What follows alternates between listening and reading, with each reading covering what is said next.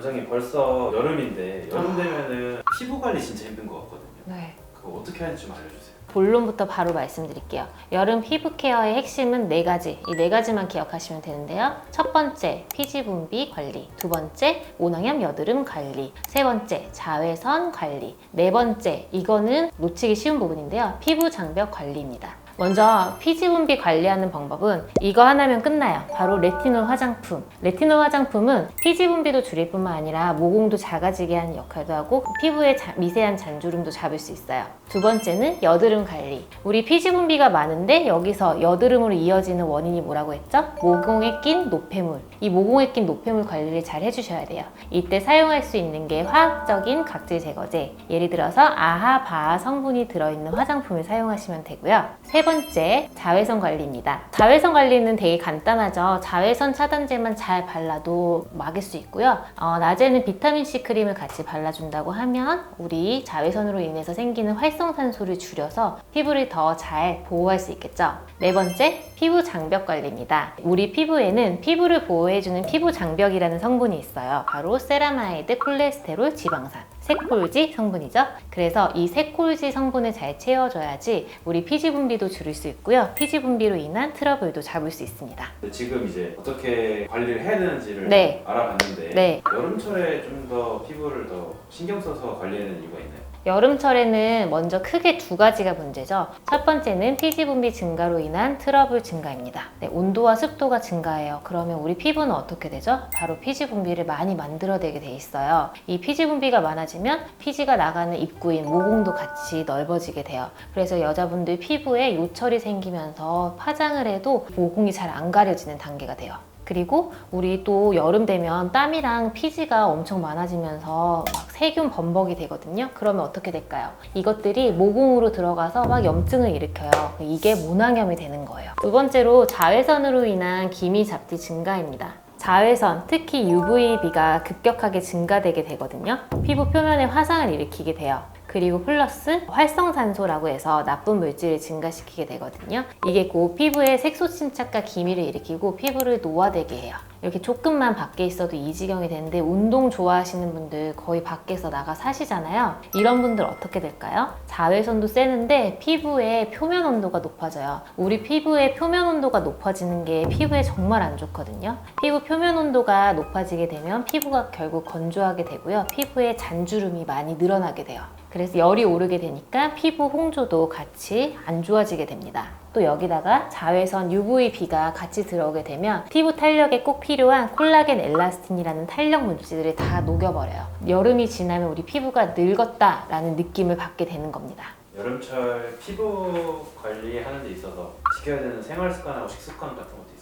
사실 외부에서 관리하는 것도 굉장히 중요하지만 우리가 24시간 내내 먹고 마시고 어떻게 생활하느냐가 가장 중요해요. 그래서 여름에는 탈수 증상이 일어나지 않게 무르고 2리터 정도 마셔주시는 게 중요한데요. 저는 이럴 때 그 발포 비타민 같은 걸 꼭 넣어서 챙겨서 먹거든요. 그래서 비타민C도 같이 섭취할 수 있게 보통 1000mg까지 먹는 걸 좀 권해드려요.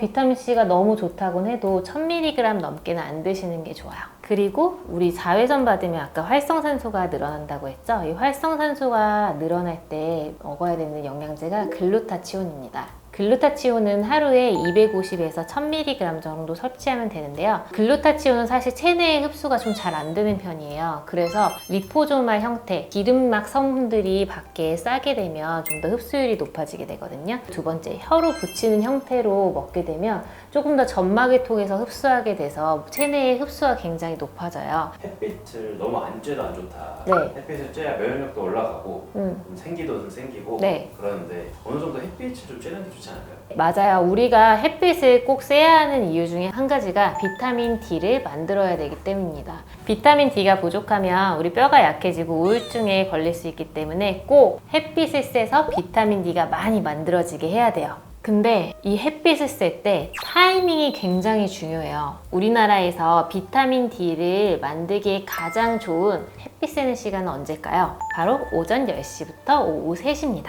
이때 팔다리는 좀 내놓고 걸으시는 게 좋고요. 한 10분에서 20분 정도 햇빛을 쐬시면 비타민 D가 합성된다고 해요.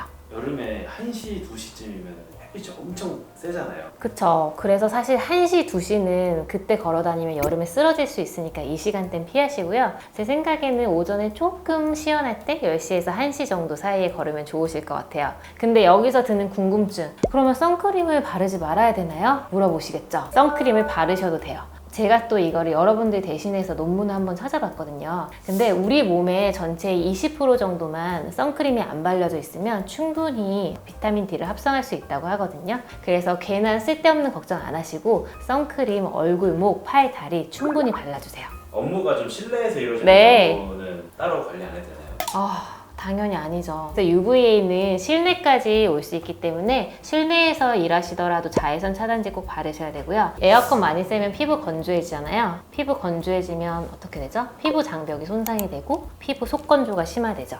우리 피부 속건조 심화되면 어떻게 돼요? 피부 노화가 일어나죠.